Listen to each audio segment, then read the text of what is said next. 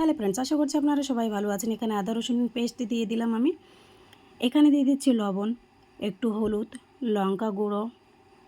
এর মধ্যে দিয়ে দেবো আরও গরম মশলা পাউডার। হাতের সাহায্যে ভালো করে মিক্স করে নিতে হবে।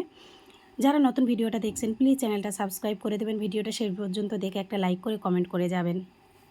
ফ্রাই প্যানে তেল দিয়েছি হালকা, এর মধ্যে দিয়ে আমি ভালো করে একটু ফ্রাই করে নেব। জলটা শুকিয়ে গেলে নামিয়ে নিয়েছি।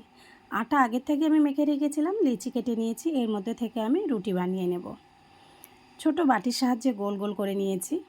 দেখতেই পাচ্ছেন, এটা কিন্তু খুবই সুস্বাদু। নিজেরাও খেতে পারেন, বাচ্চাদের জন্যও বানিয়ে দিতে পারেন, ঘরে কেউ আসলেও অবশ্যই বানিয়ে খেতে পারেন। তো দেখতেই পাচ্ছেন যে কিভাবে আমি শেপ দেওয়ার চেষ্টা করেছি। এভাবে শেপ দিতে পারবেন আপনারাও, আমি এটা জানি। তো দেখুন আমি কিভাবে শেপগুলো নিয়ে নিলাম। মুখটা কিন্তু বন্ধ করে নিতে হবে। এভাবে আমি বেশ খানিকটা বানিয়ে ফেলেছি। তেল গরম হয়ে গেছে, তেলের মধ্যে দিয়ে দিলাম। হাই ফ্লেমে কিন্তু ভাজা যাবে না, কারণ হাই ফ্লেমে ভাজলে তাড়াতাড়ি কালার চলে আসবে, কিন্তু আটাটা ভেতর থেকে কাঁচা থেকে যাবে। মিডিয়াম আঁচে এটা ভেজে নিতে হবে, তাহলে কুড়কুড়ে মোড়মোড়ে হয়ে যাবে। এটা কিন্তু খুবই সুস্বাদু, খুব লোভনীয় একটা খাবার।